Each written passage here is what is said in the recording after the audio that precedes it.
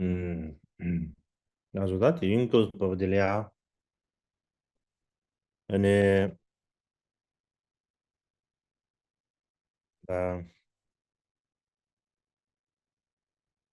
marango yarche nima chupa de chagi are. Da di yarche Hoy es el día 6 de nuestras enseñanzas Marngok del verano.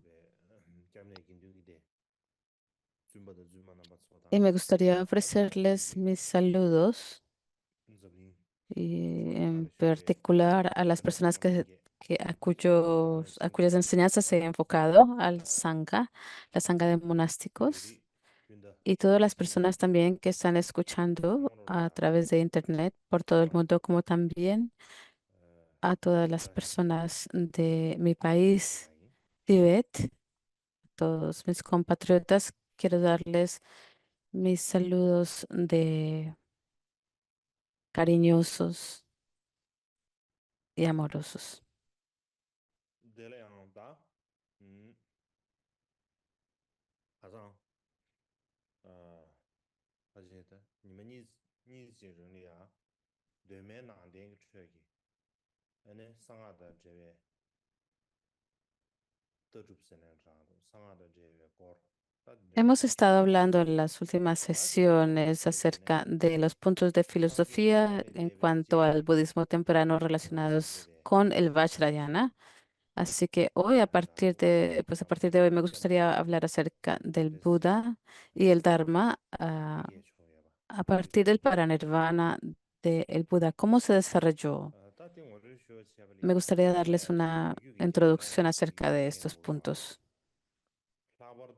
Y para hacerlo, en primer lugar, me parece que tenemos que saber un poco el trasfondo político y en particular el trasfondo político. Estamos hablando de tantos países de esa época y tenemos que saber un poco acerca de las situaciones políticas en que se encontraban.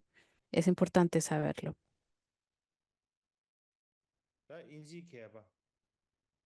Anthony Tenemos un erudito inglés Kennedy que se Wonder llama Anthony Kennedy Warder Li Shubi Nang Kyaba Chi Bra Hongi Gong Su Chebi Na Ane Sangye Shebi del Chogi La siglo XX, de Ane acuerdo a Mangpo su Ye Yebe La presentación Gego durante la Yebe vida del Da Buda. Gale Akab Di Gego Mangpo Yebe Nane El reino de Ane Magadha era Chebe uno de muchos Akab reinos Di Sane en la Ane Chi India. Su Da Mangada Top Chebu Shubi Chaba En esa época, en esa era, Tene Shi era un reino, uno de los reinos, pero más tarde llegó a Ane ser Shingi un reino muy Sangye poderoso. Ki Ane En Mangada la Ki época del Buda no era tan Hongi poderoso como lo llegó a ser Da después. Gego Sujin Yimbo Da El Buda se reunió con ane dos generaciones de Shingi los reyes de Chebe Nangye Magadha, el rey Bimbisara y el ane rey Shigi Mise Ajatashatru. Sangye La Ya Los Tinga conoció. Mo Yimbe Drego Yeba Ro Chi Chön Togo Rwe Sana Hongi Pero Chebe eso no significa Mise Sangye que Mendos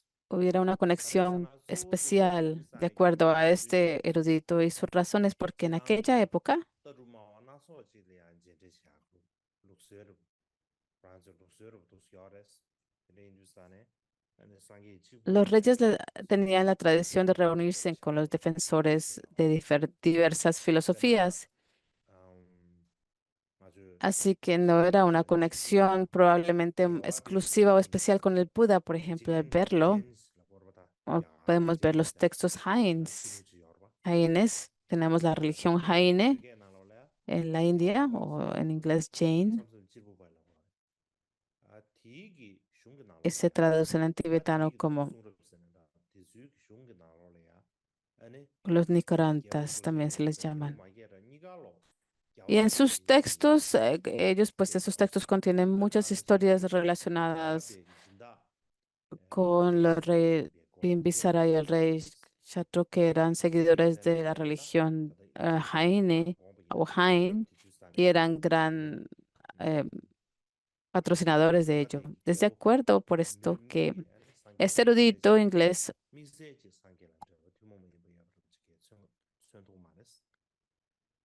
él comenta que el hecho de que dos generaciones de reyes de Magadha hayan conocido al Buda no significa que sea una conexión especial con el Buda? Igualmente, el Buda durante su vida llegó a ir a reyes, a 6 diferentes reinos y giró la rueda del Dharma. Y el tiempo que pasó en Magadha fue breve. Por esta razón, las principales zonas donde se extendió inicialmente el Dharma fueron regiones fuera de Magadha. No era que él no deseaba intencionalmente establecer una conexión con Magadha y permanecer así, no era pero no ocurrió. Sin embargo, en el transcurso de 150 años, las fronteras de Magadha se expandieron en el transcurso de 150 años y las regiones donde se habían extendido el budismo pasaron a estar bajo el poder rey Magadha, del poder de Magadha. Y entonces en esa época vemos que hay una conexión mucho más particular o especial con el budismo y es algo que hablaremos más adelante cuando tratemos del budismo durante el reinado de Ashoka. Así que no voy a entrar en detalles, en gran detalles hoy.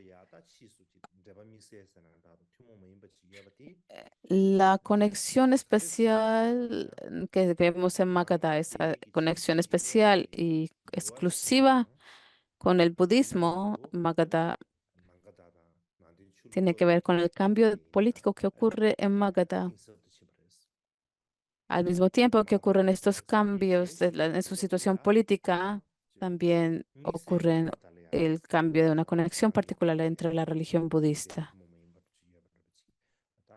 Durante la época del Buda no se veía una situación política tan especial como después. Eso es lo que dice este erudito, Anthony Kennedy Warder. Esto es lo que llega a decir este erudito acerca de la frontera de Magadha. En esa época, al hablar acerca de los diferentes o distintos países en la India antigua de esa época, nos preguntamos de cuántos países estamos hablando, de cuántos reinos estamos hablando, para tener una idea de lo que es Magadha y Kosala dentro de este panorama. En esa época, en la India, ¿cuántos reinos o países existían en esa época?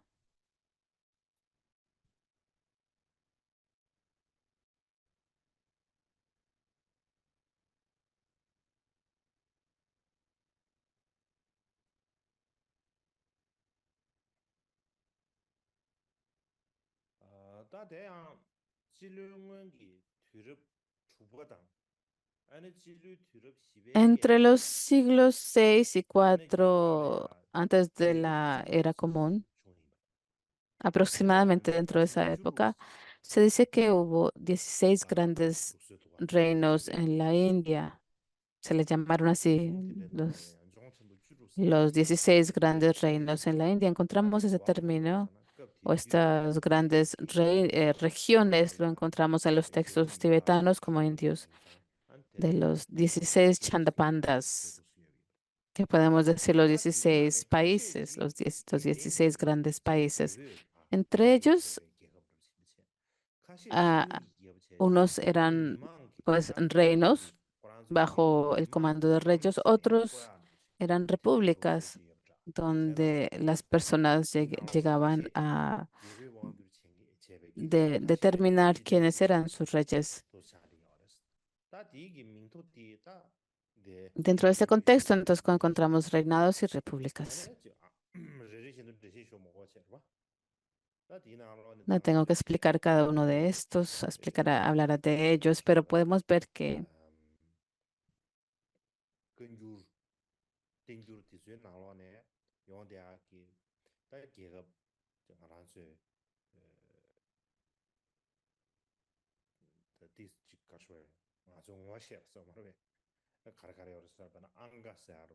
encontramos estos nombres que podemos ver, reconocerlos dentro del Kangyur y Tengyur en los textos, cuando estamos hablando de Magadha o Kosala o Kashi. Estos son los países a los que nos referimos en el Tengyur y en el Kangyur.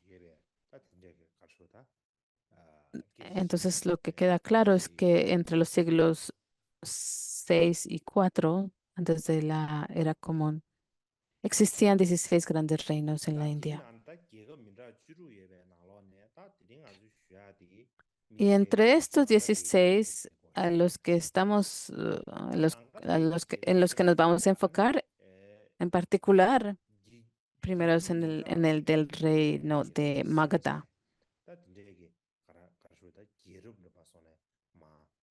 En particular porque el reino de Magadha, pues en su historia produjo diferentes dinastías. Estuvo bajo el comando de diferentes, o el poder de diferentes dinastías. Pero no tenemos que hablar antes de la vida de Buda, pero durante la vida del Buda, aparte de la vida del Buda, podemos hablar acerca de sus dinastías.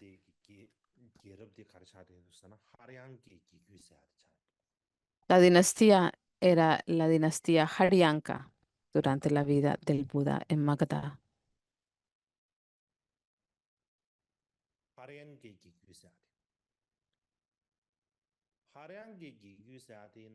La dinastía Haryanka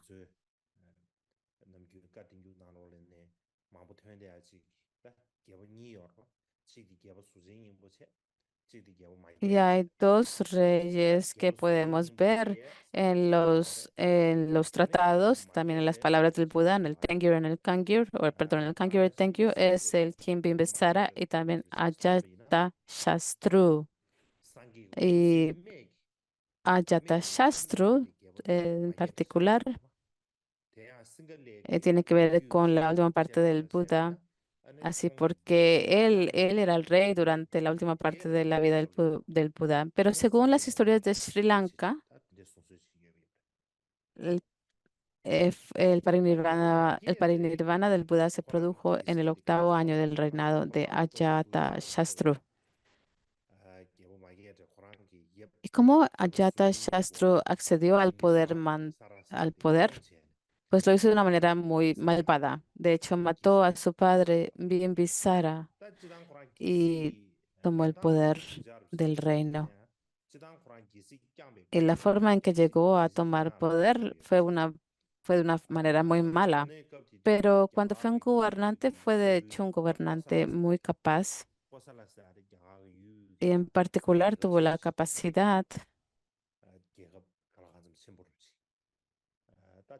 de Kosala, uno de los más grandes países. Como les mencioné, teníamos 16 reinos en esa época y uno de ellos es Kosala. Su capital era en Shravasti.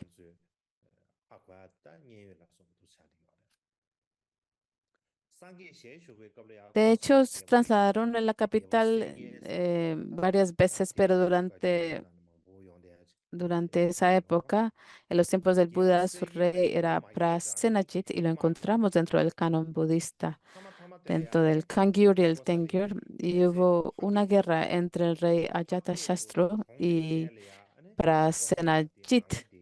Y finalmente tenemos un príncipe Virudaka. Después de la muerte del príncipe Virudaka, entonces, pues Magadha tomó poder de la región de Kosala y Ajatashatru tomó poder de Kosala, perdón, de Kosala. Otro país al que él llegó a tomar poder fue Vatsa. Este es otro de los 16 grandes reinos. Y en esa época era uno de los cuatro o de los más grandes lugares de la India. Cuando hablamos al de la capital de Kaushambi, que hemos escuchado en el canon, su país era Vatsa. Lo encontramos dentro del canon budista, esta palabra Kaushambi, en los tiempos de la antigüedad. va a ser una de las 6 ciudades más grandes de la India en la antigüedad, en la época de los tiempos del Buda. Y su país era Vatsa. Su rey era Udayana, del rey de Vatsa era el rey Udayana. Udayana también había librado batallas con Ajatashatru de Magadha, como también con Pradyota, el cruel de Avanti. Según las historias de acerca de Ajatashatru, él tuvo la capacidad de tomar comando de Kosala y Vatsa, como también otros reinos. Después después de la muerte del rey Ajatashatru, y según las historias budistas y jainistas, Ajatashatru Udayin, el hijo de Ajatashatru Udayin, tomó el poder y trasladó la capital de Magadha.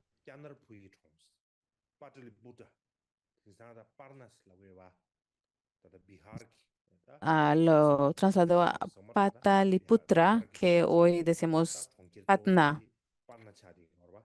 Es la capital del estado de Bihar, así que Pataliputra, que llega a ser hoy Patna, es la ciudad más grande en Bihar. En los tiempos de antigüedad se le llamaba Pataliputra.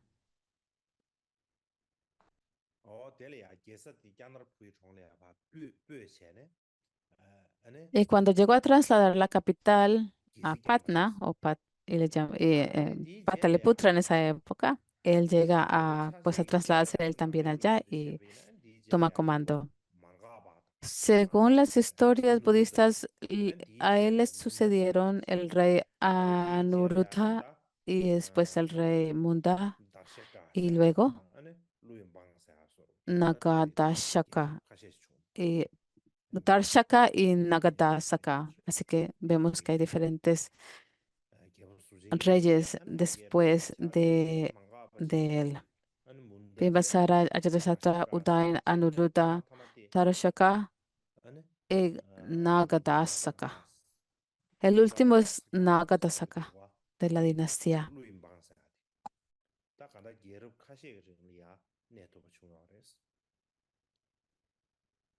Y así podemos ver que la dinastía continuó durante algunas generaciones. Se le llamamos a la dinastía Haryanka. Y le sigue otra dinastía que sí, que empieza y se le llama Shushunaga o Shishunaga es el nombre de la dinastía. Y se le llama también Shushanaga.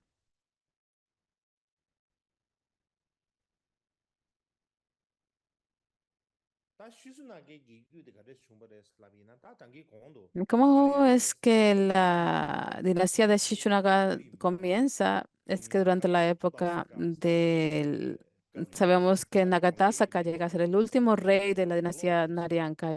Durante esa época, muchos de los residentes de las ciudades se rebelaron ante el rey y derrocaron a la dinastía, de hecho, y tomaron control del trono. Y tras la destitución del rey, pues el ministro era Shishunaga y los residentes lo eligieron y lo entronizaron, dando comienzo a una nueva dinastía. Y si nos preguntamos quién es Shishunaga, si queremos saber acerca de su nacimiento y su casa, es un poco difícil, pues parece que su padre era un soldado, su madre era una artista y él pertenecía a una estirpe de nobles de Lichavi, se le llama Lichavi. Y esta nueva dinastía recibió muchos nombres, como les dije, la dinastía Shishunaga o Shishunaga, pero también Lichavi. Entonces encontramos varios nombres con esta dinastía. Más tarde, los reyes Shishunaga tomaron control del reino de Avanti, otro reino bastante poderoso. Sunche se dice en tibetano. Y como lo mencioné, Avanti pertenece a uno de los 16 reinos de la India. Su capital es Ujjaini. Ujjaini, Ujjaini, pero en Pali se le llama Ujjaini. Entonces podemos encontrar los nombres de Ujjaini y Ujjaina. Y en Avantipuri se le dice el nombre más común. Pero estamos hablando de la ciudad de Avanti. De todos modos, la dinastía Shishunaga también tomó control de Avanti, el poderoso reino de Avanti, y conquistaron el reino de Avatsa.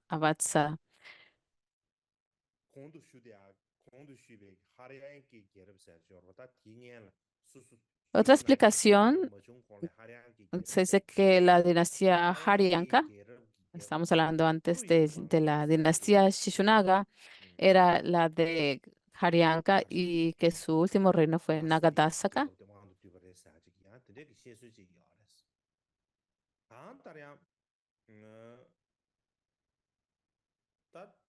Y se dice que es posiblemente que este rey Nagadasaka también hubiera conquistado las tierras de Vatsa.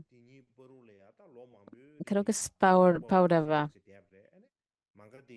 De todos modos, vemos que hay varias conquistas en esa época y que a partir de eso hay muchas disputas entre los reinos menores, ¿no? Pero es en esta dinastía de Shishunaga cuando comienzan a unificar una amplia zona y los reyes que llegan a seguirlos. De acuerdo a la historia de Sri Lanka, que se le llama este relato de Dipa Vamsa,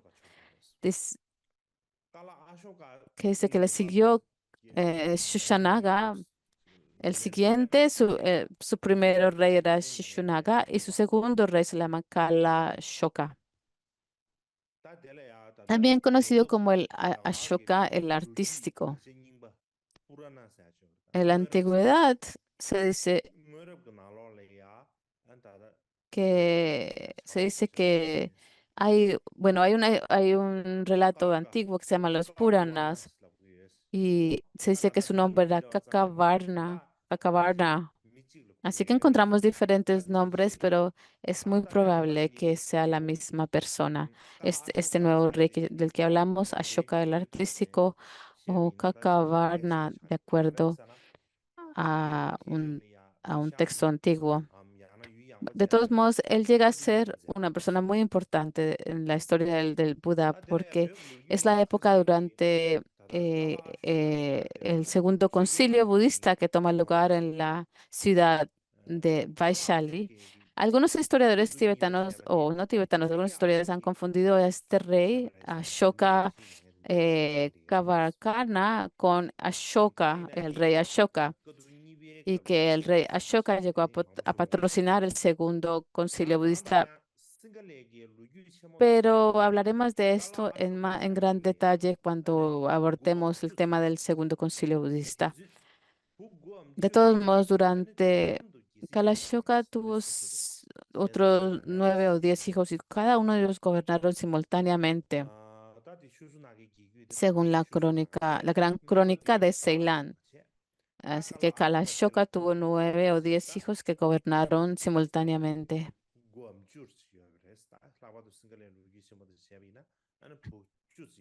En particularmente, se dice que en los textos de Sri Lanka se dice que él tuvo 10 hijos.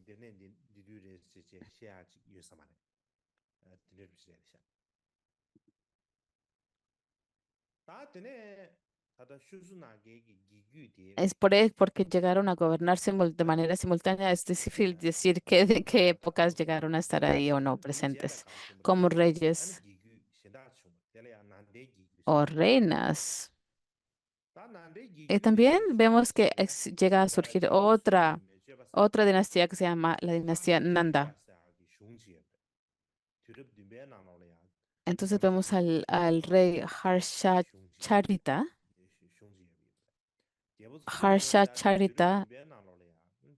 según lo describen los textos,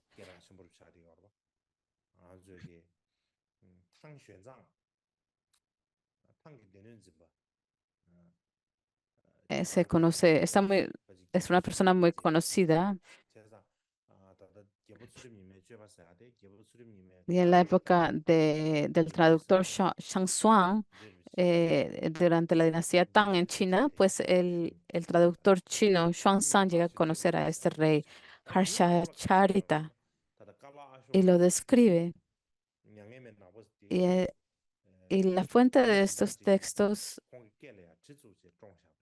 lo que encontramos que alguien llega a degollar el cuello de Kalashoka y que el propio asesino fue probablemente elegido el rey fundador de la dinastía Nanda.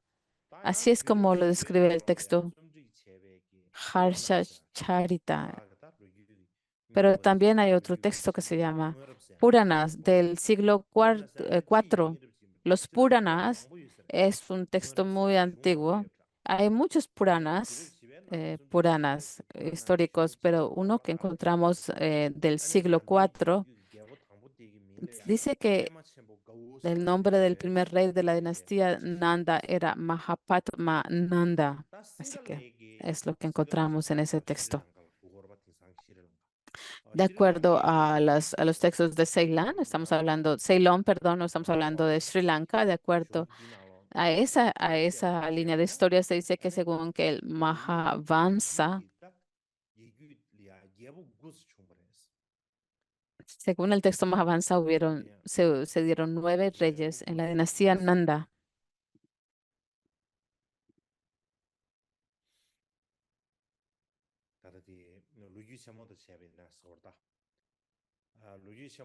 Esto es de acuerdo a la historia ceilanesa, según el Mahavamsa, y encontramos 9 reyes en la dinastía Nanda y todos eran hermanos. Y se turnaron en el reinado durante 22 años. A lo largo de 22 años, el primer rey se llamaba Ugrasena. Y se dice que el último rey de la dinastía Nanda era Dhana Nanda. Dhana Nanda, alguien a que le agradan las joyas. Dhana Nanda. Este último rey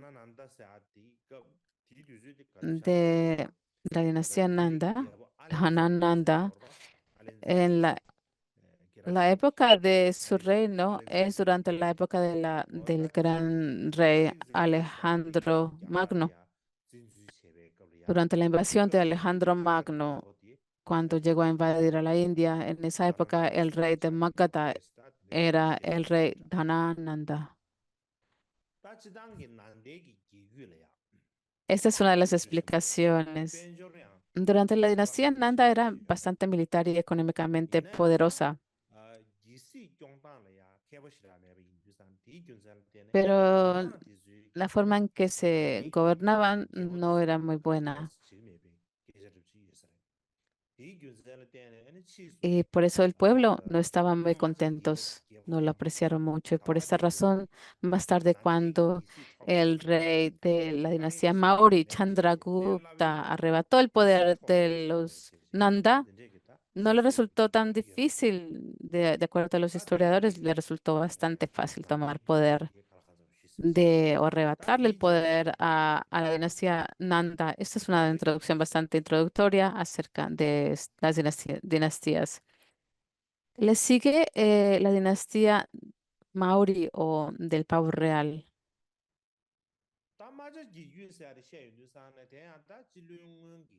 Y al hablar de la dinastía Mauri,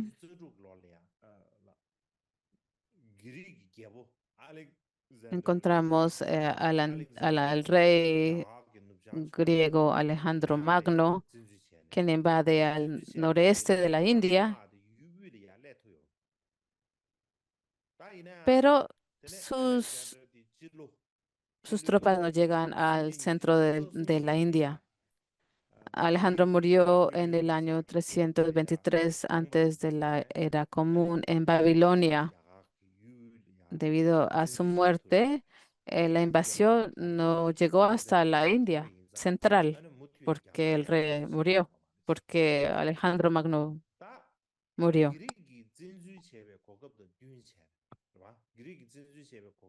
Sin embargo, aprovechando la conquista griega, Chandragupta, Chandragupta quiere decir la luna oculta. Así que este joven Chandragupta, con la ayuda de un ministro llamado Chanakya, también dicen que es un Brahmin Chanakya. De todos modos, era como un ministro, alguien que le aconsejaba, proveía consultoría. También se le conoce a Chanakya como Kautilya, perdón. Y esta persona era muy hábil y llegó a ayudarle a Chandragupta a, a acabar con la dinastía Nanda y establecer la dinastía Maurya. Así que el primer rey de la dinastía Maurya llega a ser Chandragupta.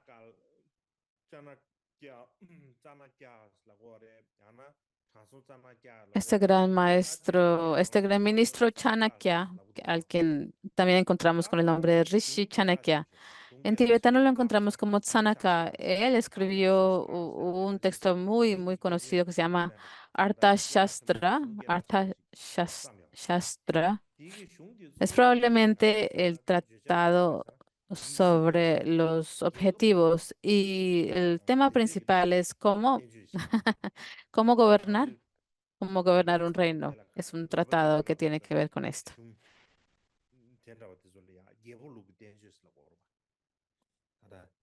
Llega a ser el comentario o el tratado para los reyes.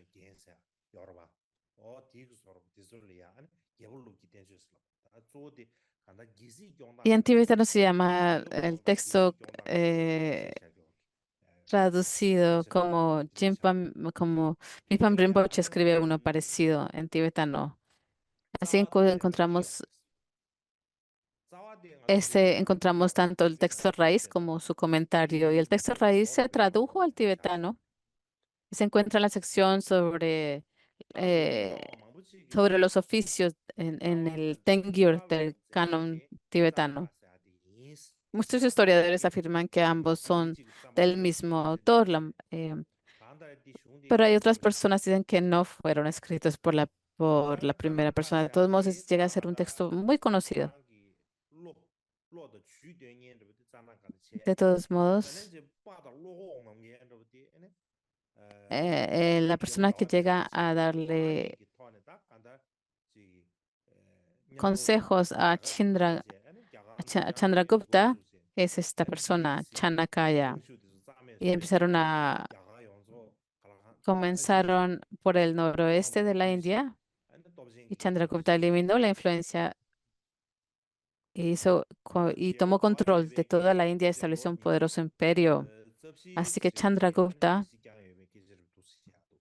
reinó durante 24 años, se dice, y su hijo se le llama Bindusara. Bindusara reinó durante 28 años y le sigue el emperador Ashoka, el emperador de Dharma Ashoka. Y él se instaló en el trono en el año 268 antes de la era común.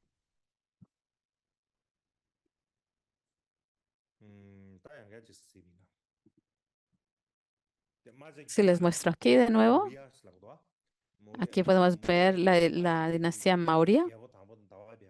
El primer rey es Chandragupta, Bimbisara es el segundo y el tercero es Ashoka. Podemos más, Bindusara, perdón, no Bimbisara, Bindusara, el segundo y el tercero es Ashoka. Hablaré en más detalle acerca de Ashoka y de esa dinastía. Pero aquí encontramos un problema. Después del parinirvana del Buda, o después de que el Buda falleciera, si lo decimos así, entre el periodo del parinirvana del Buda y el ascenso de Ashoka hay, hay diferentes explicaciones de la duración de este periodo. De acuerdo a las historias budistas, hay dos relatos. De acuerdo a las historias de Sri Lanka, se explica que entre el periodo del parinirvana del Buda y el ascenso de Ashoka al trono, eh, se dio un periodo de 218 años, mientras que las tradiciones budistas del norte, mayoritariamente que fueron más, las que están mayoritariamente preservadas dentro de la tradición y las traducciones chinas, de acuerdo a esos relatos, la mayoría dicen que solamente transcurrieron 100 años. Fueron más de 100 años, pero no 200 años. El periodo entre el parinirvana del Buda y el ascenso de Ashoka al trono. Mm. También hay varias historias políticas adicionales que encontramos y encontramos muchas contradicciones entre ellas. Debido a ello, es difícil que sean pruebas convincentes porque hay tantas contradicciones que encontramos.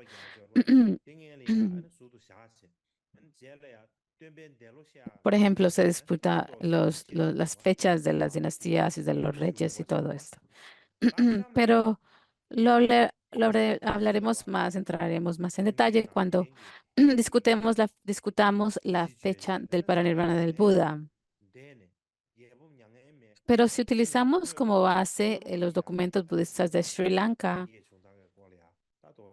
y discutimos qué pasó con la Sangha budista y cómo se desarrolló entre el periodo del parinirvana del Buda y el rey Ashoka cuando llega a, a su ascenso al trono.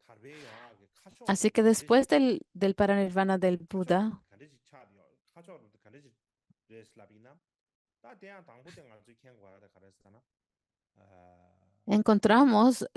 para encontrar este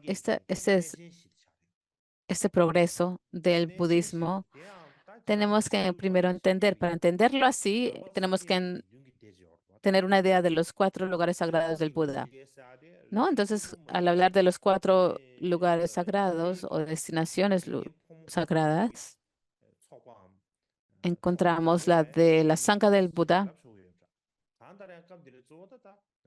y podemos también incluir la comunidad laica y los monásticos. A eso nos llevamos al Sangha budista.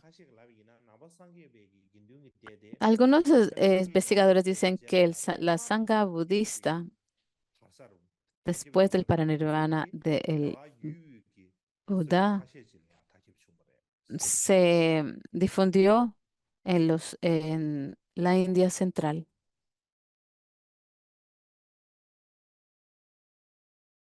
나중다 샴리야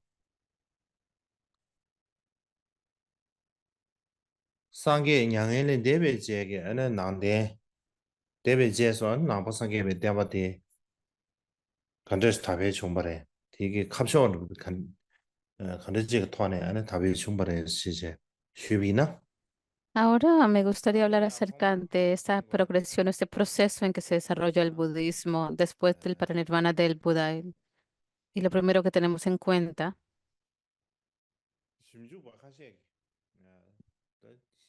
es que algunos investigadores afirman que la sangha budista, estamos hablando acerca, en general,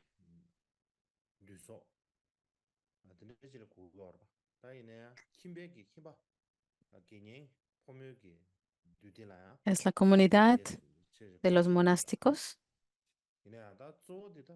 pero también se puede entender como la comunidad monástica y también laica, que comprende la comunidad laica, pero también principalmente se puede entender como la comunidad monástica. Después del parinirvana del Buda,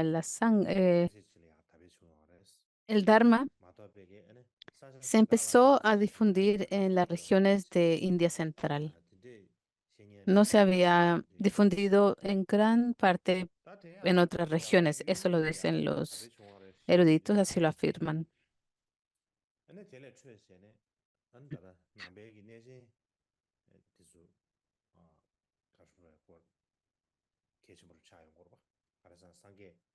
Así que es al hablar acerca de la India Central, entonces tenemos que determinar los cuatro lugares sagrados del Buda relacionados con el Buda,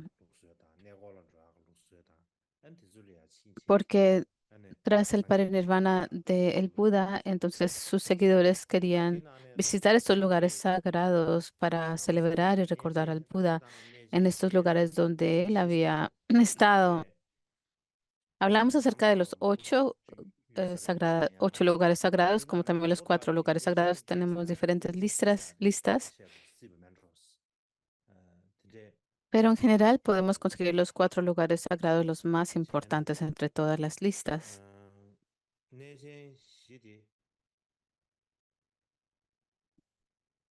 Y estos son los lugares donde sus seguidores querían hacer peregrinación para celebrar la vida del Buda y recordarlo.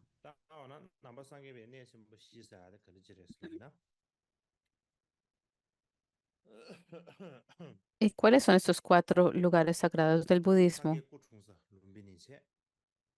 El primero es los lugares del nacimiento del Buda en Lumbini, el lugar de su paranirvana en Kushinagar, perdón. Los dos se encuentran en el norte de la India central. Están en la sección norte de la India central del continente.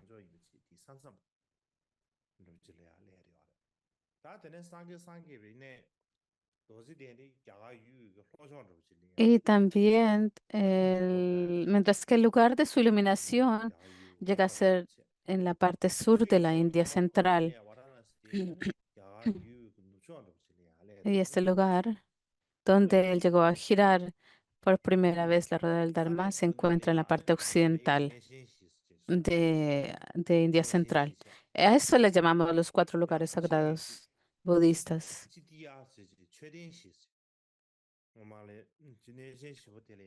También les llamamos los cuatro titias o los cuatro stupas. En esos cuatro stupas se llegaron a edificar cuatro stupas. También se les llama los cuatro stupas. Perdón, los cuatro grandes stupas, las cuatro grandes stupas. Pero en general se le conocen por los cuatro lugares sagrados.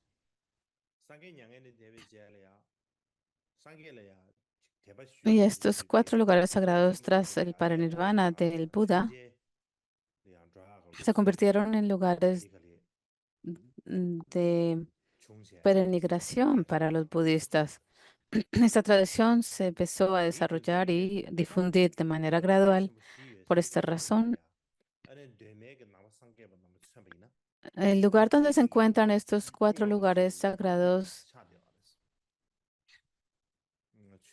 geográficamente les llamamos el perdón, el país central. Así que en términos del Dharma, son el lugar central.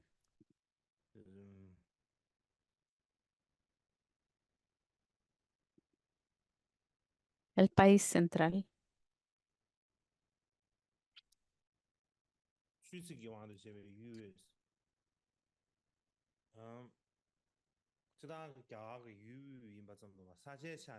Así que no solamente geográficamente en India Central, pero en términos del Dharma también son como, digamos, el eje de donde las enseñanzas budistas se difundieron.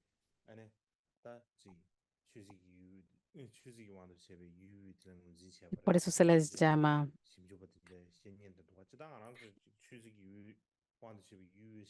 el lugar central en términos del Dharma, porque ahí es donde el Dharma se empieza a difundir.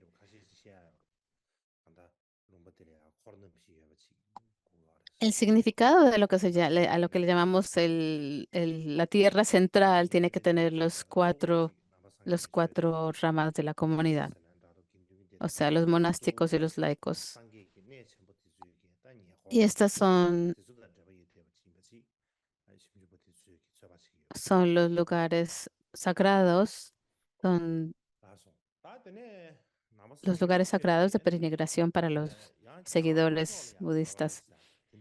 Tras el paranirvana del Buda, se dice que el Buda siguió extendiéndose hacia el oeste y el suroeste de la India. La razón por la que el budismo se extendió allí es que después del el paranirvana,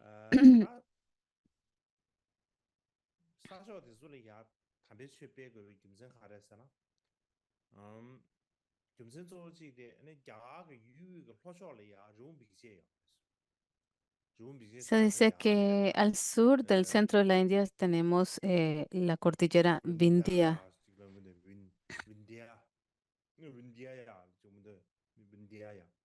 Vindhya es la palabra en sánscrito, la cordillera Vindhya. Y es una cordillera, y para llegar a la parte del sur era muy difícil extenderse por estas rutas porque se enfrentaban con la cordillera. Y si querían ir a la parte del este, pues entonces se encontraban con zonas extremadamente calurosas y muy remotas, así por lo que no eran zonas donde era fácil llegar a viajar. Por esa razón, al principio era difícil llegar a extenderse o, o ir por las rutas del sur y también por las rutas del este. Y no es era imposible, pero se puede decir que era difícil. Es por eso que el budismo se extiende hacia hacia el oeste y el suroeste. Y al principio la budista se extendió gradualmente a las regiones del suroeste, mientras que la propagación hacia el oeste tardó un poco más. La razón es posiblemente porque las regiones occidentales eran zonas de religión brahmánica muy fuertes. Y era un poco difícil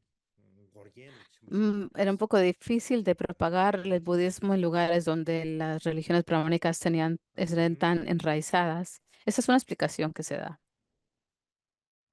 o estaban tan enraizadas.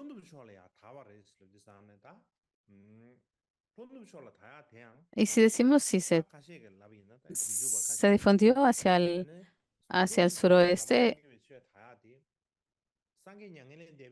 y entonces tenemos lo que dicen algunos eruditos, que no solamente su propagación del Dharma es hacia el suroeste después del parinirvana del Buda, sino que también se produjo durante la vida del Buda en estas regiones, y su razón es porque uno de los, el Buda llegó a tener 10 grandes discípulos. Llevamos cerca de los 8 grandes discípulos en el Theravada, en la tradición Theravada. Y en las tradiciones del norte también se dicen que el Buda tenía 10 grandes discípulos. En la tradición tibetana no utilizamos estos términos. Sin embargo, dentro de la tradición Theravada y dentro del budismo chino, hablan de 10 grandes discípulos del Buda, y uno de ellos era Mahakachana.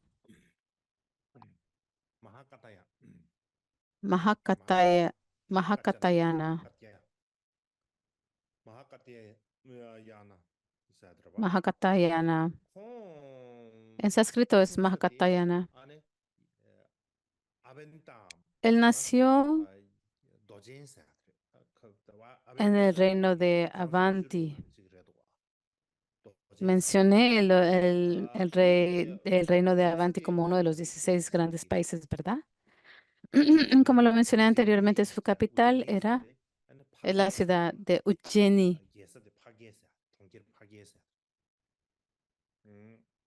Pagye en tibetano, Pagye. De todos modos, después de haber Mahakatyana después de haber aprendido el Dharma, pues él tenía uno de sus dones era de explicar las enseñanzas, de enseñarlas en términos sencillos. Después de haber aprendido el Dharma y llegar al estado de Arhat, él regresó a su tierra natal de Avanti y empezó a enseñarle a la gente allá. Esto está descrito en el capítulo de los puntos finos de la disciplina dentro de la tradición tibetana. Llegó a tener uno de sus discípulos, él, y su estudiante se ordenó y se llamaba Sonakutikana. Así que es Sonakutikana. Y este llega a ser el discípulo, uno de los discípulos de Mahakatyana. Y Sonakutikana viajó un largo camino para ver al Buda en Shravasti.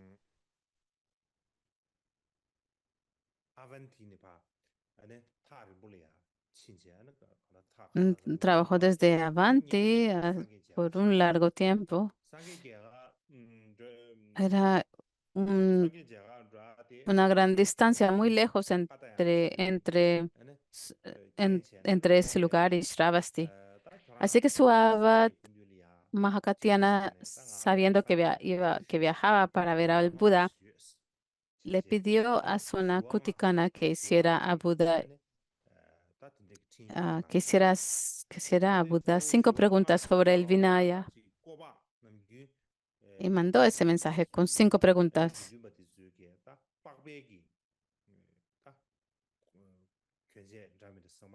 En las regiones centrales de la India, a la sangha no se le permitía utilizar ropas hechas de cuero. Pero en la región de Avanti, donde Katyayana era un poco más frío, ¿no? Porque estaba a un nivel más alto. Y por eso la gente utilizaba cuero. Y por eso surgió esa pregunta si era prohibido o posible utilizar cuero como en las ropas de los sanghas. Así que Kutikana llegó a hacerle esta pregunta al Buda. De todos modos,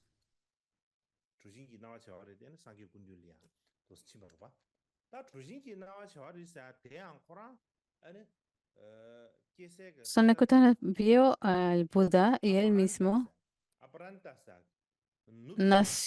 él nació en la región de Aparanta, que quiere decir la costa oeste. Básicamente se encuentra en la costa oeste de la India.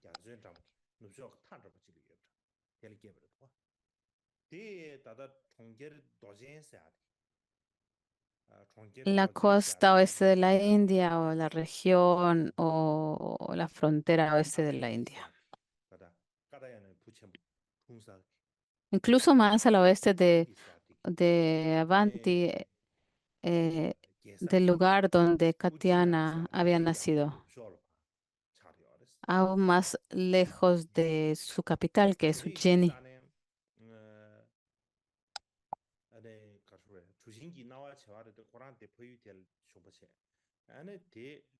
Así que Sonakutikana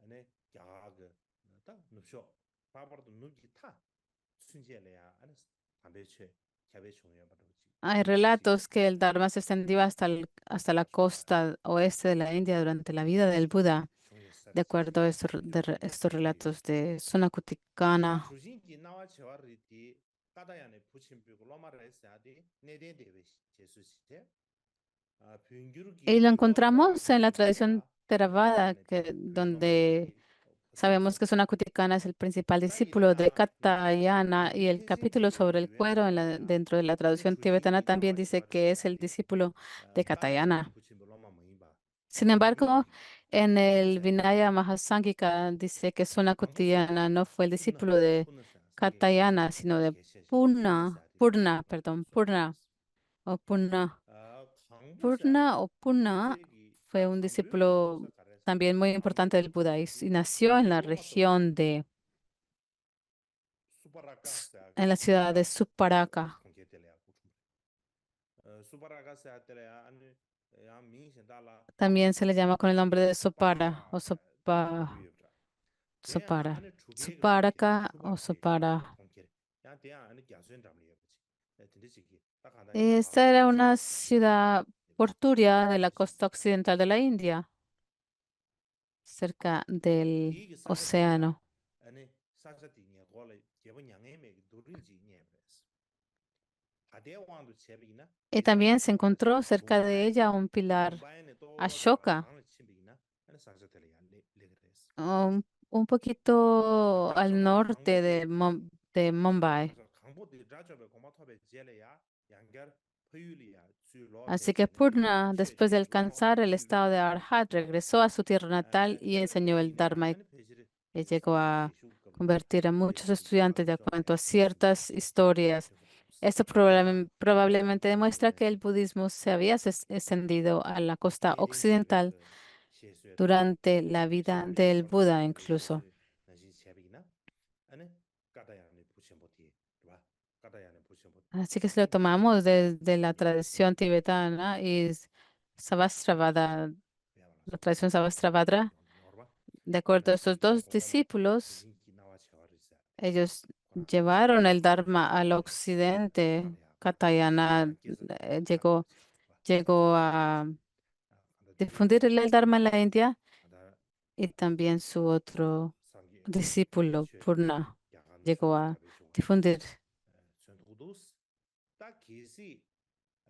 a la costa del oeste. Por eso podemos decir que se difundió hasta la costa oeste de la India. Y también por Purna podemos decirlo porque él también nació en el oeste de la India. Entonces el primero fue Kutiyana y después su discípulo Sonakutikana. Tenemos esos relatos y también tenemos el relato de Purna. Y esto demuestra que el budismo se había difundido hasta la costa oeste de la India durante la vida del Buda. También tenemos otra explicación, otra historia que se difundió de la parte central de la India al sur.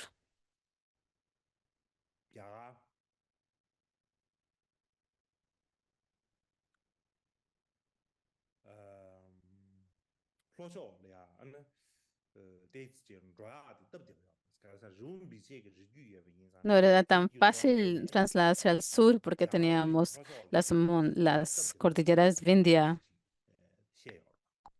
Si vamos de la parte central de la India a ir hacia el sur de la India era muy difícil por esa razón. Sin embargo, sí encontramos historias sobre cómo se difundió el budismo hacia el sur, y lo encontramos en el fondo del capítulo sobre el camino de la Netai, del Sutra Netai, de la tradición Theravada. En los cursos menores hay cinco secciones y la última es el capítulo sobre el camino a la orilla lejana. Y en el principio es el trasfondo de la historia en verso, y dentro de ello describe 음, 호이루, 덕시나, 호이루, 토강, 추 cerca de la montaña 고다와리세, Dakshina. 추 고다와리세한테 야가게 en- 추 시제 Encontramos el río 아니바 Godavari. 당보디 강가치 Es el río más 닝바디 segundo, el segundo 고다와리세 río más largo de la India. El primero es el Gangas o 차데 el Ganges 드린 y el 주산에 segundo es el 고다와리세한테 Godavari. 추 뚜유리야 네베게 잠시 바바리 Y 바바리 eso, había un brahman 세 년라 que 상계 vivía en la 세 년라 parte 고랑 superior 참부 del río, se llamaba 상계 Bhavari. 세 년라 참부여 Él 고샤 no llegó a conocer al Buda en persona, pero 랑가로 oyó 주루 hablar de la 슈게 fama 랑게 del 슈페스 Buda y 세 envió a 년라 전에 아니 16 로마 estudiantes a 주루 estudiar el Dharma con el Buda. Cuando 추고 따로 mandó a estos 슈기 사디 estudiantes, 아 ellos 프라티샤 partieron las partes 프라티샤나 superiores del río 암야나 그 텐사 desde la ciudad 텐베 llamada 트렌드네 아니 Pratishtana 타와디 o 디제 Paithan. 우지아니사 Partieron 바바리 desde esta 디자 región y llegaron 위데시샤 와샴비샤 a 샤케샤 cruzar, pasando por 산게 Ujjaini, 세게 Vidisha, 샤 Koshambi 니베레야 y 디게 Shakya y muchas 디게 diferentes 레베 regiones y 디게 finalmente llegaron a 디게 코르 Shravasti a 알레 ver al Buda. Este fue el camino que pasaron 디게 ellos 레베 쳔기나 desde el sur hasta Shravasti. 그 Así lo 디두산에 describe el 딘다 texto de la tradición 잠시 Theravada, 바라이 el camino a 바바리 la 샤디 orilla lejana. 로마 주주 디 De todos modos, estos 16 estudiantes 상게 del 제가 아침에 estudiantes del Brahman Bhavari, 루두사 디 랑가르디 컨디지레스라는 미키나수 진비슈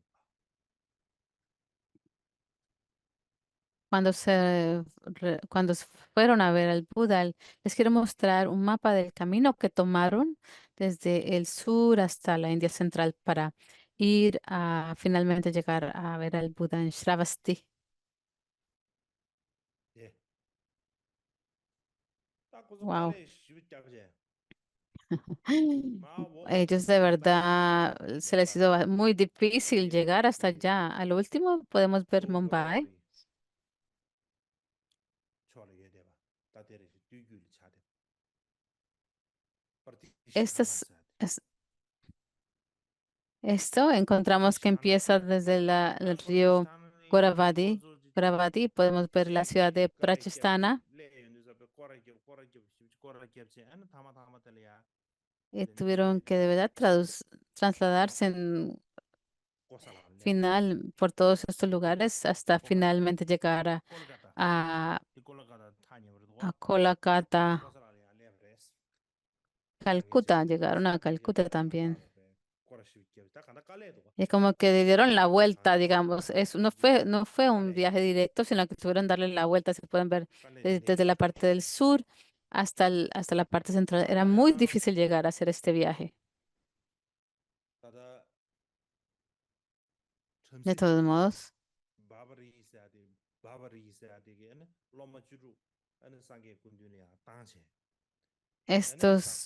este Brahmin Bavari mandó sus 16 estudiantes a ver al Buda y se reunieron con el Buda y le hicieron muchas preguntas al Buda y él respondió. Y estas respuestas y también sus preguntas y respuestas se recopilaron en el capítulo sobre el camino a la orilla lejana. Este capítulo sobre el camino a la orilla lejana está conservado en un idioma muy antiguo, Pali. Gramáticamente es bastante antiguo. Probablemente data de la misma época que el capítulo del octeto.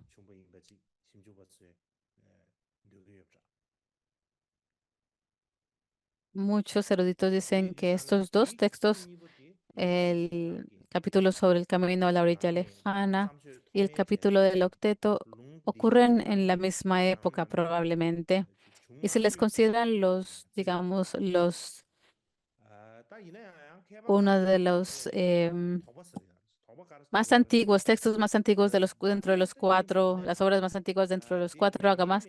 Pero algunos eruditos dudan que esto sea cierto. Aunque la gramática es antigua, el lenguaje es bastante antiguo y aunque es un lenguaje bastante antiguo, si se compara con las inscripciones de los pilares de Ashoka, es difícil decir cuál es la más antigua. Si las inscripciones que encontramos en los pilares de Ashoka o en el lenguaje que encontramos dentro de esos dos textos, como el capítulo sobre el camino a la orilla lejana. Por lo tanto, es un poco exagerado afirmar, basándose únicamente en la antigua gramática, decir que el capítulo sobre el camino a la lejana orilla se compuso, es tan antiguo.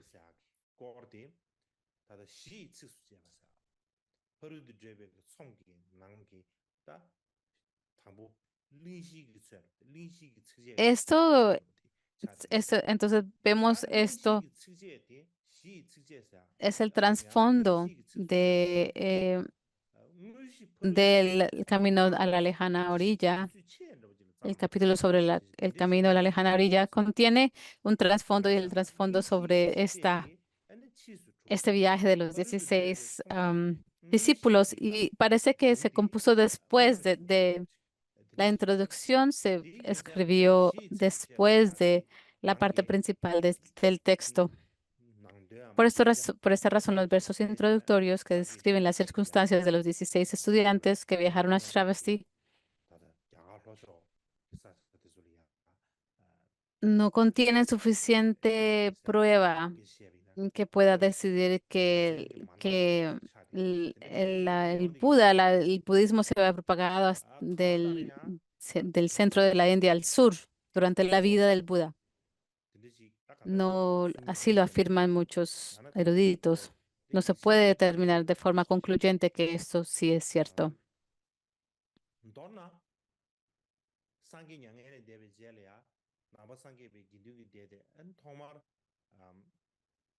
En resumen, el Sangha, en primer lugar, se extendió primero hacia el suroeste de la región de la India. Un ejemplo claro, evidente de ello es que Mahindra, el hijo de Ashoka,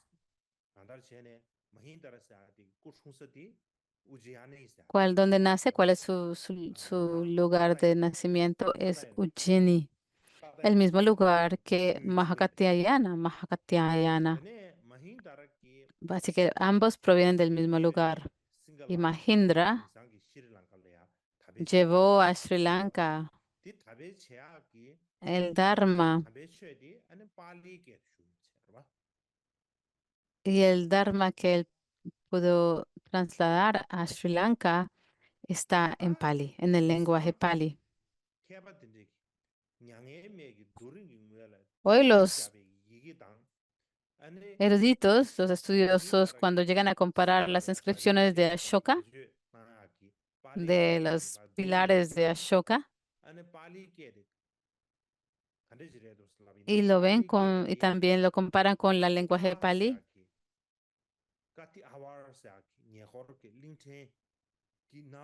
es muy parecido al idioma utilizado en los adictos rupestres de Guinar en la península de Kathiawar.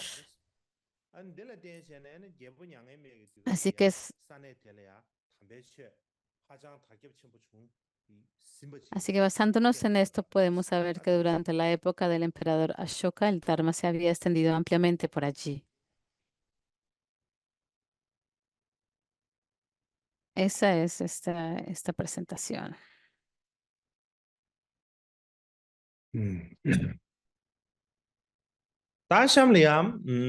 Y ahora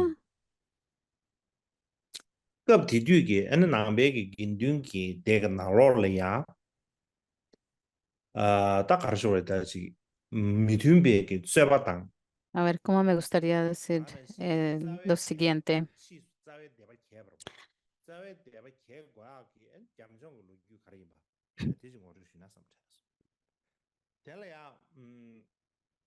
Me gustaría darles una introducción acerca de las dificultades que tienen que enfrentar el Sangha en esa época. Hay un erudito llamado Umada Joki.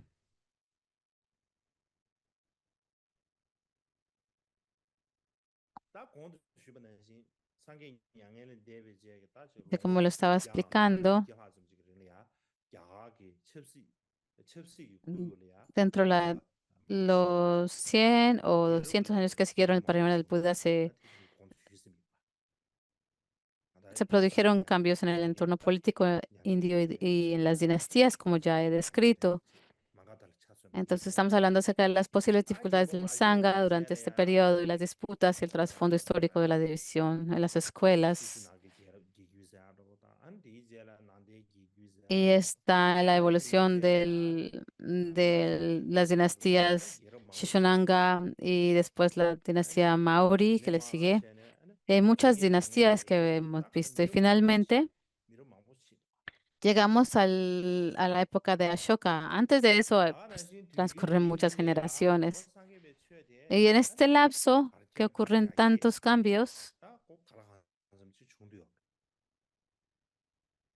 el budismo y la sangha se habían difundido en gran medida durante este periodo.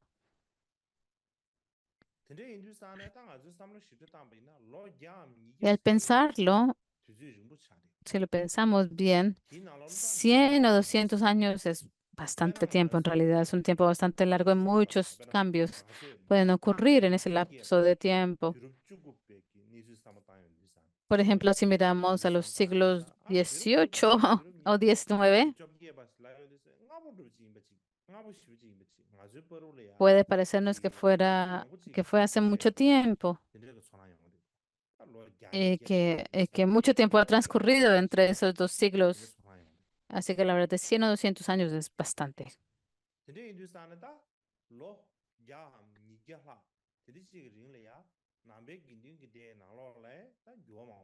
Así que este periodo de 100 o 200 años entre la Sangha budista, es posible que se produjeron grandes cambios dentro de la Sangha y se hicieron evidentes pues muchas disputas y desacuerdos.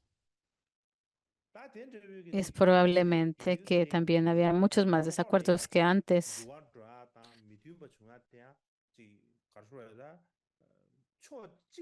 Y estos cambios y desacuerdos dentro de la Sangha budista no se produjeron solo en una área, perdón, sino en muchas, dentro del punto de vista de las escuelas y demás. Y al final, perdón, lo que ocurrió, estos desacuerdos condujo a la división entre dos diferentes escuelas.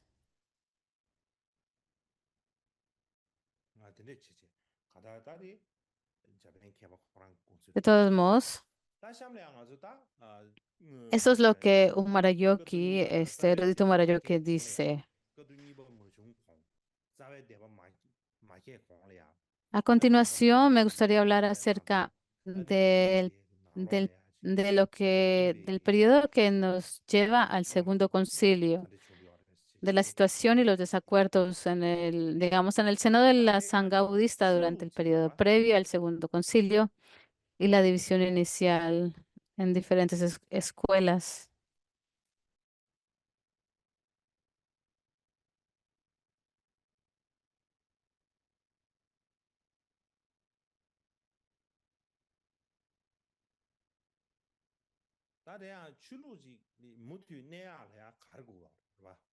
¿Para qué se requiere para una religión que necesita para llegar a preservarse? ¿Qué requiere, digamos, una religión para que pueda permanecer y florecer en el mundo? ¿Cuáles son las condiciones favorables que requiere? La primera es el maestro, ¿verdad? El maestro de esa religión o la maestra de esa religión también necesita la religión que enseña. Eso todos no es suficiente, necesita los seguidores de esa religión. Si no tienes seguidores, entonces no existe religión. Necesitas el maestro, la religión y los seguidores de esas religiones. Esas son las tres condiciones necesarias que tienen que estar presentes para que una religión se preserve. Así que en nuestro contexto, el maestro es el Buda La religión que se enseña es el Dharma, 안다 y los seguidores del Dharma son la Sangha. A eso les llamamos las tres joyas.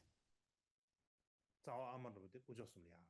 되되버려 샤리고 딱 Estas 꾸졌음보디야 llegan a ser la 다 base, el 꾸졌음보디 fundamento 차리 상계 del 꾸졌는데 budismo. 취업되나 보이는데 Las tres joyas son 꾸졌음 mutuamente 자와스나 dependientes. 딱 하다 La joya del Buda 꾸졌음보디야 es 자와다 el 다 maestro, 중견들부터 es la 꾸졌음보디 base 차리고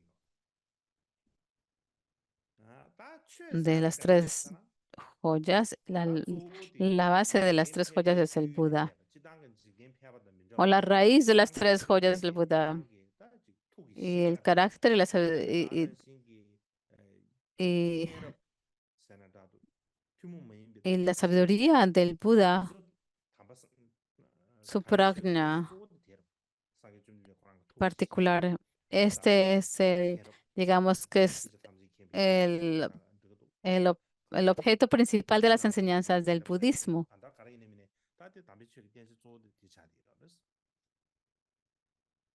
다 Podemos ver que 제가 este prajna que puede discriminar entre las cuatro nobles verdades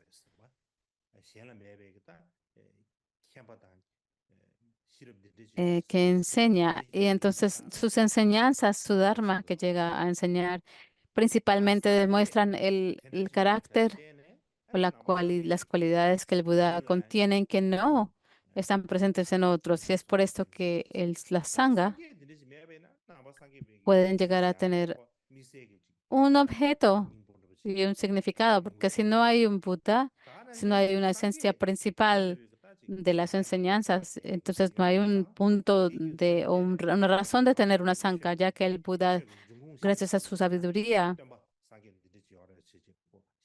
podemos decir que la fuente del Buda, perdón, que tenemos una fuente o un fundamento y este es el Buda. Y el objeto de las enseñanzas llega a ser el Dharma, practicar el Buda. Así que el objeto de las enseñanzas también es el Buda porque podemos llegar a practicar como el Buda. Sin embargo, el Buda pasó al paranirvana. Y después, ya que aunque él llega a ser la fuente del Dharma y un foco de práctica, él pasa al paranirvana. Cuando una persona está viva, no piensas en ella tanto, pero cuando una persona ya fallece, todo el mundo quiere recordarle y quieren conmemorarle, y porque lo extrañan, lo echan de menos. Y por eso decían el Buda llegó a ser un gran ser, fue un gran ser. Y querían honrar al Buda y tener recordatorios de él, ya que no lo podían ver en persona. Sus fuentes principales eran estos lugares donde el Buda, tenían reliquias del Buda, lugares donde él viajó y donde él perenació, y en especial donde él dejó las instrucciones sobre el Dharma, los lugares donde él dejó estas instrucciones, y se convierten estos lugares en lugares principales y sagrados. En el testamento del Buda, este que dijo a sus alumnos, a sus estudiantes que podían considerar el Dharma y el Vinaya como su maestro.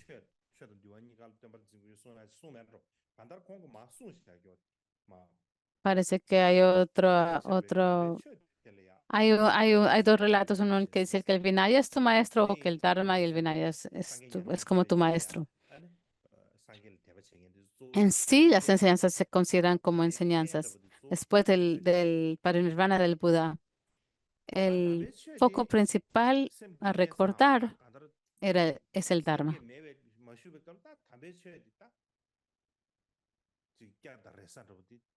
Ya cuando el Buda había pasado, no estaba con nosotros,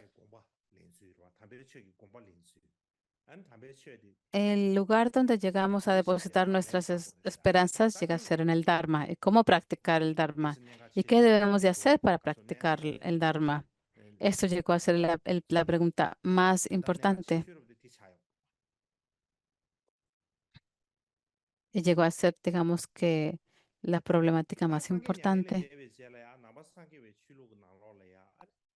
Así que después de que el Buda había pasado a la parinirvana, encontramos muchas dificultades que el budismo llega a enfrentar,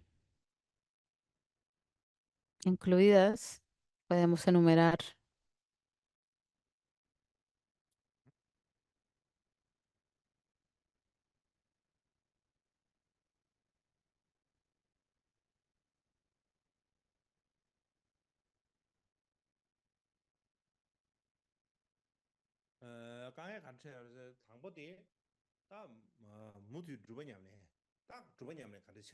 Y esas dificultades que el budismo encuentra es cómo practicar y alcanzar la Buda, cómo practicamos el Dharma, cómo alcanzamos la iluminación.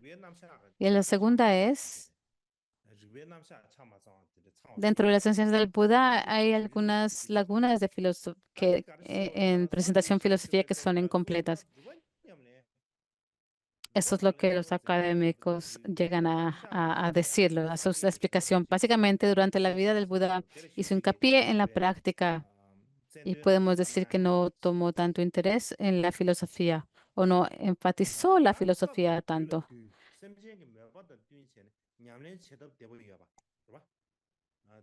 Enseñaba de acuerdo a la situación, a la época, de acuerdo a la persona y a las capacidades de las personas. Llegó a enseñar en formas que llegan a ser fácil para poder practicar, que facilitan la práctica. Pero sí hay algunas lagunas en la presentación filosófica. Por ejemplo, cuando hablamos acerca de los padres Kagyu, enseñaron de maneras fáciles de practicar y ponerla el Dharma en práctica, pero también existen áreas donde no hay una presentación tan completa de las filosofías. En la mismo, dentro de las enseñanzas del Buda, se dice que también hay partes que no están completas de las presentaciones filosóficas. Así lo dicen los eruditos. Y por ello se tenían que, digamos, que incluir o cerrar esas brechas.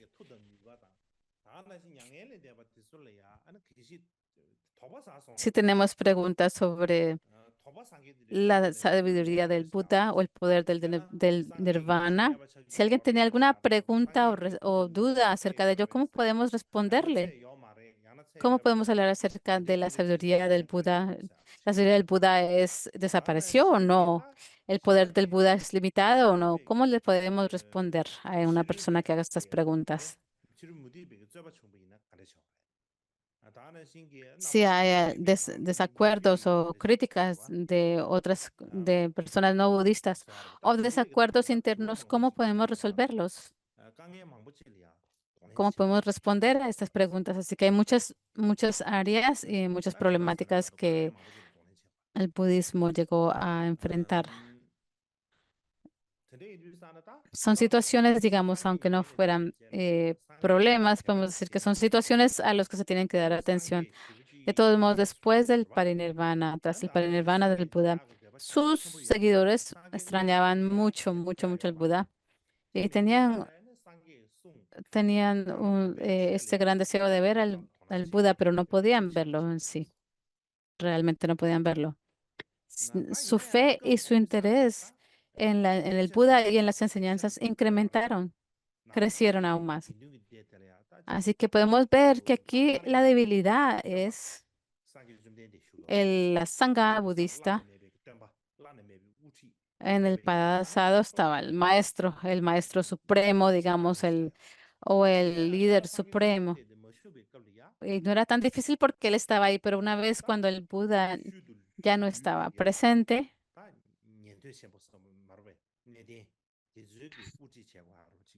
los discípulos, los grandes discípulos tenían que ser los líderes de la sangha. Y la sangha o los ancianos tenían que ser sus líderes, pero ya no estaban unidos y ya no había la misma armonía y unanimidad que en tiempos del Buda.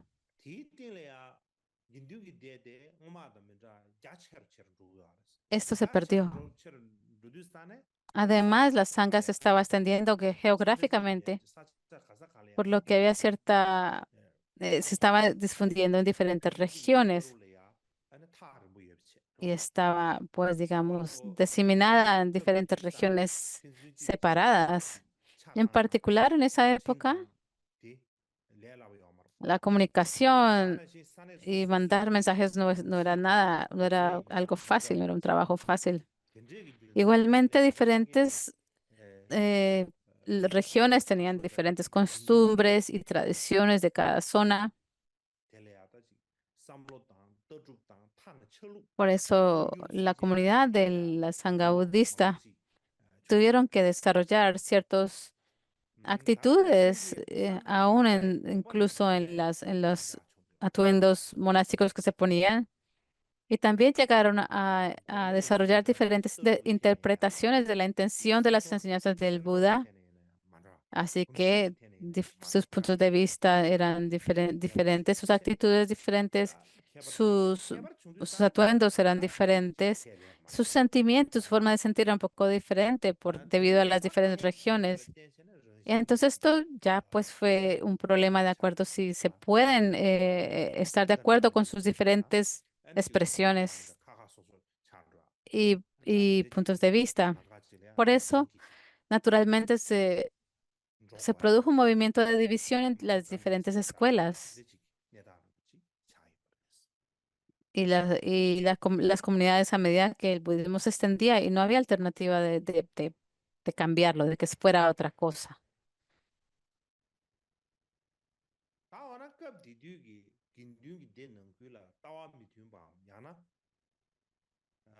Pero ¿cuáles eran estas puntos de vista diferentes? ¿Cuáles son esas áreas grandes de desacuerdos? ¿Y cuáles circunstancias ocultas que nos demuestran que que existían estas diferencias dentro de la sangha budista? Para saber eso tenemos que tratar acerca del carácter de la sangha, sus cualidades y las diferentes de personas, no personas, pero de caracteres y actitudes que ya prevalecían en la sangha. Y tenemos que entender esto primero para entender entonces sus divisiones.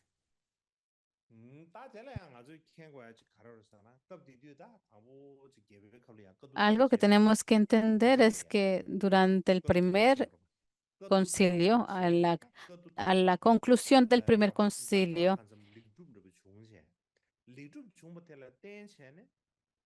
después de ello, porque fue tan exitoso,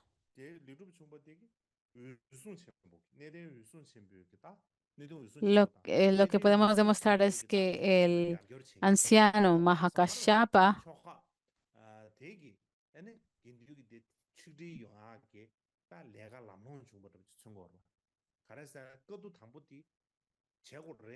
digamos que el proyecto de unificar la Sangha, el proyecto de Mahakashapa, fue exitoso. La persona que decidió y llamó a este concilio, hizo un llamado para este concilio, fue él. Y la mayoría de las personas lo apoyaron. Solamente una o dos tal vez no estuvieron de acuerdo, pero la mayoría estuvieron de acuerdo.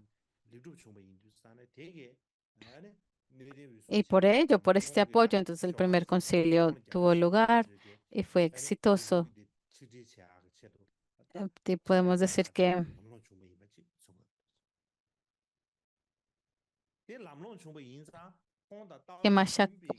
Mahakashapa y sus personas que lo apoyaron, entonces pudieron unificar la sangha. Y las facciones con opiniones diferentes remitieron básicamente, ya que este proyecto funcionó tan bien. Y entonces por ello las personas pensaron que no podían dar otras opiniones diferentes. Kashyapa, Mahakashapa era una persona que nació en una familia que era rica de Brahman y era una persona bastante anciana cuando llega a convertirse en un budista. Principalmente, él era un practicante hindú. Ya cuando ya estaba en una edad bastante avanzada, llegó a ser un discípulo del Buda. Después de que llegó a ser el estudiante del Buda, podemos decir que sí fue la huella de haber practicado las religiones brahmánicas. Llegó a seguir estas cualidades de entrenamiento y de verdad las preservaba con fuerte. Las austeridades dentro del budismo no son las mismas a las religiones brahmánicas o Jains, pero de todos modos sí se hablaba acerca de las cualidades del entrenamiento. Y era una persona que se era más, insistía más en las reglas que no, más era estricto. Pertenecía, digamos, a esa fase más conservadora de la sangha. Y entonces estas cualidades de austeras de la formación representaban, pues, él preservaba estas tradiciones. No era solamente Mahakashapa, que eran conservadores, habían tres diferentes facciones en esa época que eran muy conservadores y querían preservar la tradición tal como se había iniciado o producido. En las primeras, esas tres fracciones, la primera es Mahakashapa, que es uno de los más conservadores, tiene una mirada muy conservadora. Y entonces tenemos tres diferentes facciones diferentes o discrepantes, pongámoslo. Aún había un grupo más conservadores que Mahakashapa y sus seguidores, como el, el anciano Purana. ¿Y por qué son más conservadores que Kashyapa y sus seguidores? Es que lo que llega a decir Purana es que cada regla, él insistía que cada regla que el Buda dictó debía seguirse estrictamente sin permitir ninguna relación. Por eso Purana es entre los más conservadores, ultraconservador, la fase más conservador, la facción más conservadora de la Sangha. Y al extremo, el grupo más liberal está representado por Ananda, el segundo grupo. Lo que se consideraba que de seguir el principio de permanecer en el camino medio que el Buda había enseñado y permitir cierta interpretación flexible de los preceptos menores según en el momento y el lugar y ser tan austero.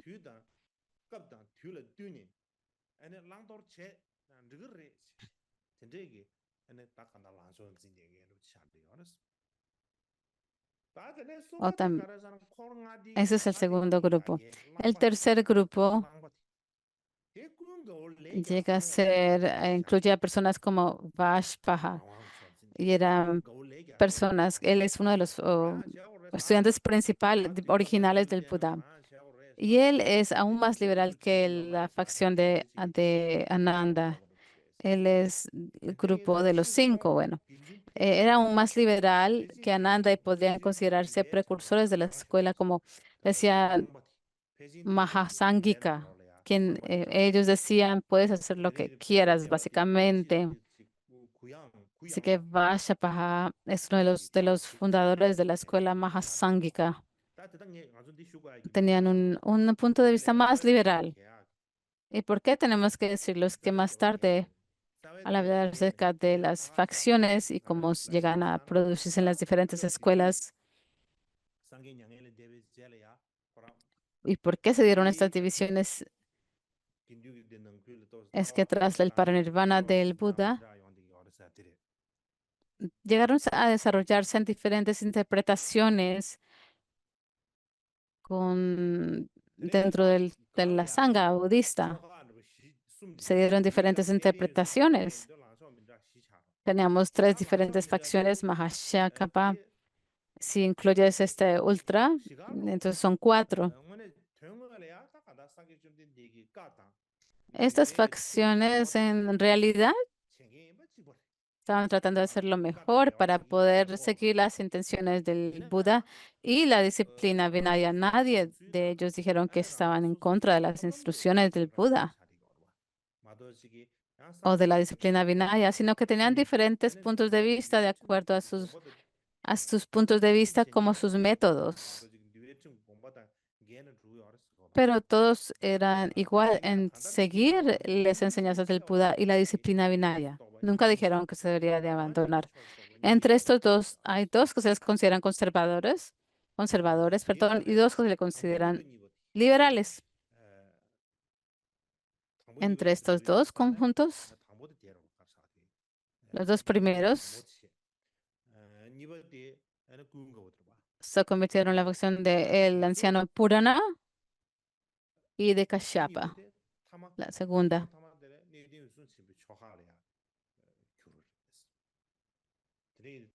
Y estos dos llegan a representar la facción de Mahakashyapa y la facción conservadora. El segundo conjunto, los dos últimos es el del grupo de Ananda.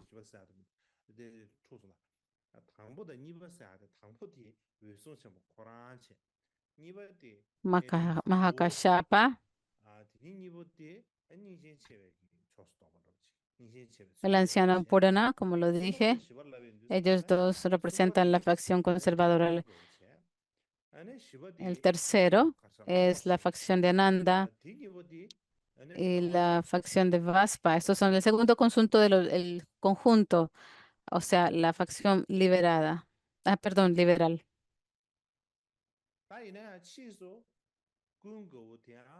Más tarde,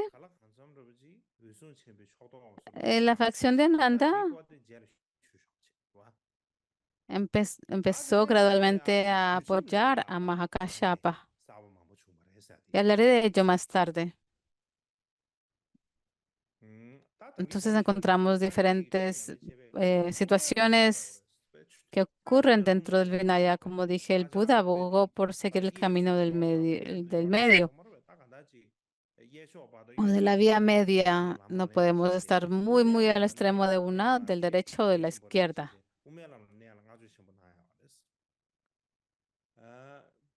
El Buda lo enfatizó así en la práctica.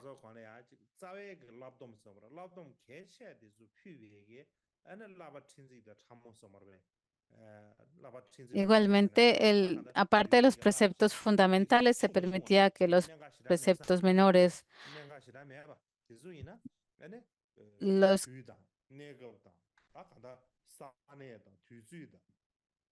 los puntos finos del Vinaya se tienen que dar de acuerdo, se pueden ser flexibles de acuerdo en consideración del lugar, el momento, la persona y la situación.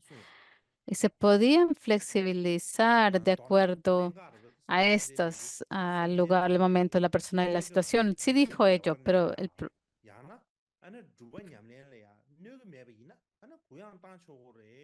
si llegamos a ver si la situación física y mental de los seres, si no llega a hacerles daños, relajar las reglas entonces o flexibilizarlas, ¿no?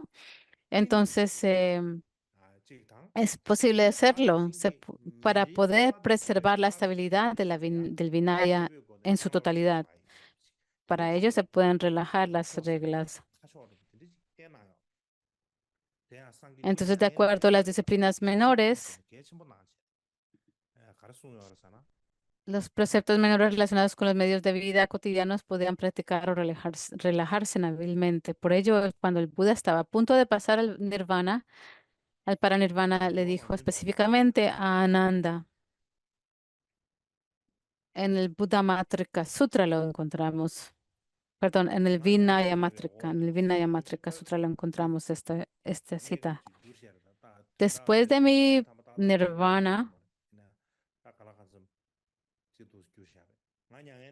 Es una traducción bastante ligera. No sé si es 100% correcta, pero después de mi nirvana, la sangha debe reunirse y relajar los preceptos menores y sutiles.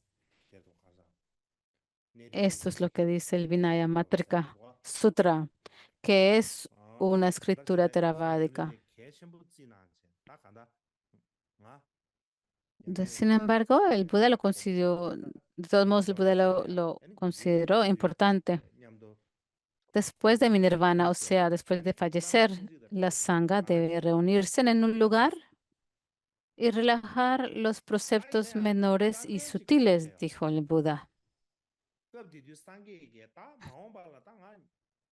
Algo que ocurrió en esa época, después de que fallezca, dijo el Buda, reúnanse y pueden relajar los preceptos menores y sutiles.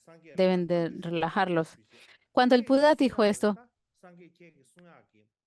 Ananda debió de haber preguntado qué constituye lo, lo que es un precepto menor, cuál es su límite de aquí a acá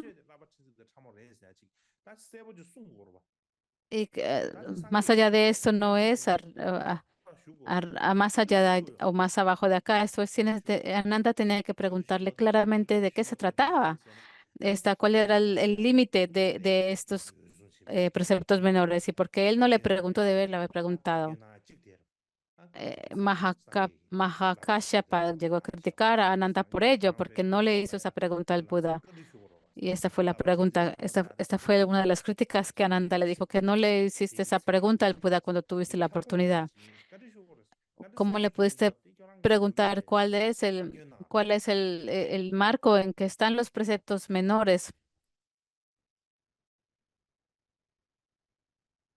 dentro de este marco de preceptos? ¿Cuál es de preceptos menores? Pero no se lo pregunto.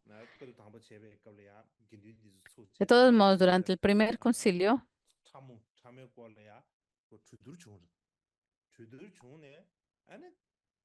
el Sangha sí llegó a discutirlo, hablar acerca de los preceptos menores y sutiles.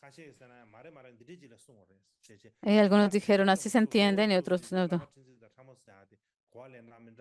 Así que cada arhat tenía su propia comprensión, entendimiento acerca de lo que eran los preceptos menores, pero no había un consenso acerca de ello. Y si se hubiera producido un consenso, entonces se hubiera terminado la discusión. Y por ello, Mahakasha dice,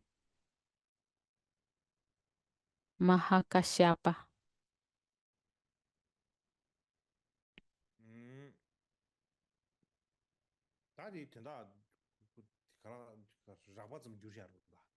Aquí es básicamente el significado, es una traducción bastante ligera de esto.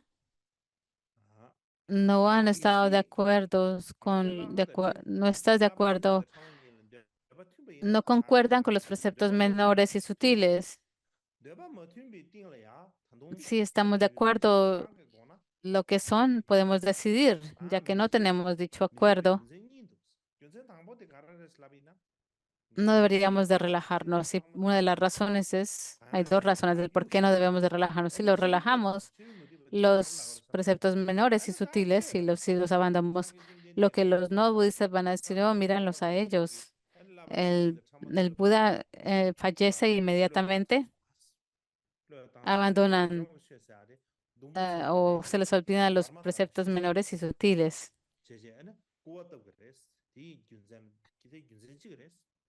Y el Dharma del Buda se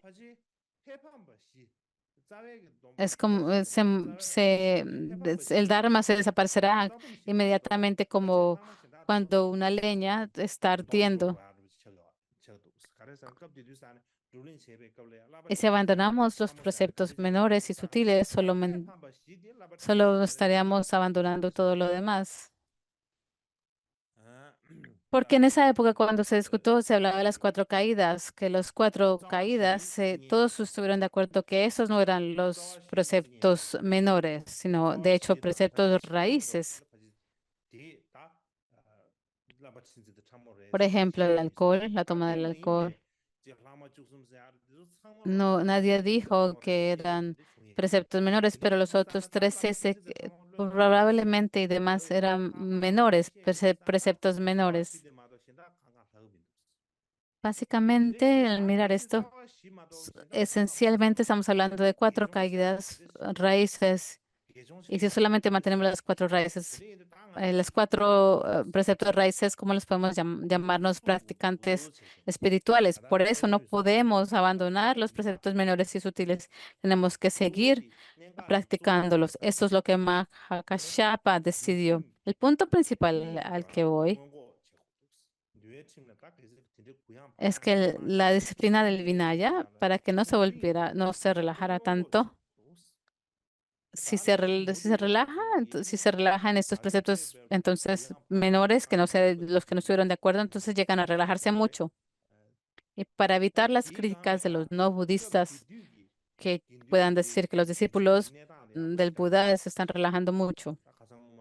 También la disciplina de esa época de los estudiantes del Buda no eran tan buena. Después de que el Buda pasó al paranirvana, habían bhikshus que dijeron, no, estamos libres ya. Eh, Fue muy difícil el paranirvana del Buda, pero ya estamos ahora libres, digamos, de hacer lo que queramos, ¿no? Por eso esta situación del Sangha no era tan fácil. Si puedes aún relajar estos preceptos menores y sutiles, los relajas aún más, entonces tal vez no era una situación muy buena. Por eso el anciano Mahakashyapa en esa época, durante el primer concilio, llegó a ser el líder de la Sangha y el que presidía, el que llegó a presidir el concilio. Y como el líder, él tomó esta decisión. Debemos, no vamos a relajar nada, nada de las reglas. Básicamente la decisión final que se tomó fue,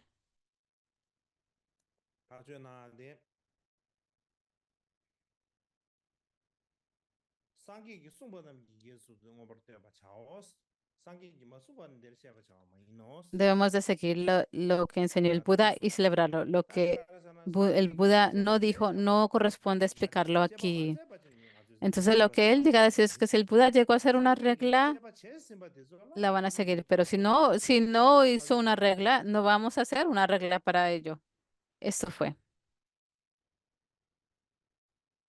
Esta fue la decisión.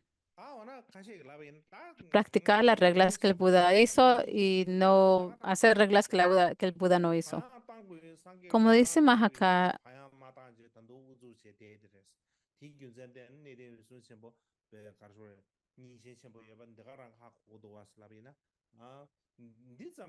por eso podemos decir que Mahakashapa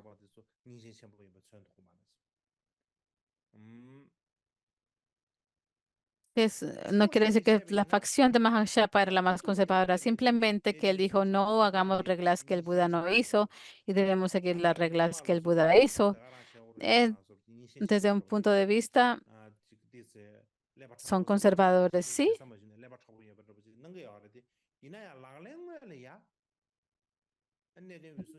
Podemos pensar que son muy rígidos en su mirada, pero en práctica no era tan extremo. No era una persona ultra conservadora. ¿Y cómo lo sabemos? Porque durante la compilación del Vinaya,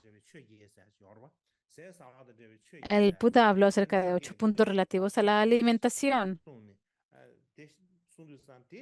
Y Purana llegó a decir, el Buda me enseñó 8 puntos relativos con la alimentación, pero Mahakashapa no permitió que estos puntos fueran incluidos dentro del Vinaya. Así que Kashapa, en términos de la forma en que pensaba, sí era conservador en su forma de pensar, pero en la práctica estaba más de acuerdo en las facciones liberales. Así que en la práctica no podía ser tan extremo, tenías que ser más liberal. Y por esta razón, Mahakashyapa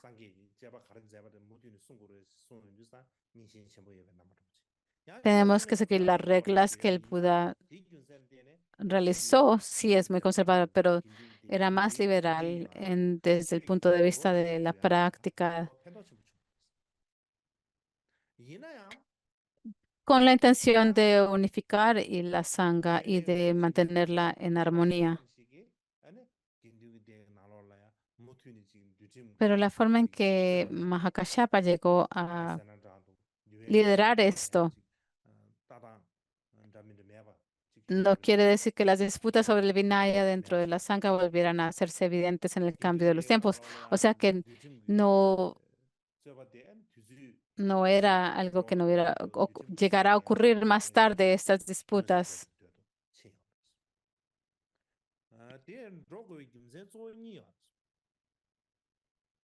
Y hay dos razones principales para ello, para que llegaran a ser evidentes estos cambios. Una de ellas es que el budismo llegó a difundirse a tierras remotas. Al principio fue en ciudades centrales, después llegó a difundirse en lugares más remotos, afuera de las ciudades, donde no existía tanto desarrollo o progreso. Y se encontraron con bastantes dificultades. Aún en estos lugares del budismo antiguo ocurrieron situaciones sociales nuevas. Así que aún en estos lugares donde el budismo ya estaba establecido, las situaciones innovadoras que ocurrieron y ideas políticas nuevas que surgieron. Así que debido a estas nuevas situaciones y dificultades, exigían una revisión del Vinaya o permitir una nueva mirada hacia el Vinaya o permitir flexibilidad en los preceptos más antiguos o establecer nuevos preceptos. De todos modos, estas situaciones, estas cuestiones del Vinaya se convirtieron en un asunto importante que la Sangha debía afrontar. Y las razones por el cambio del tiempo y las situaciones nuevas que ocurrieron, que se dieron, y por eso tenían que de verdad de revisar de nuevo en detalle el Vinaya. Muchas gracias. Vamos a dejarlo aquí por hoy.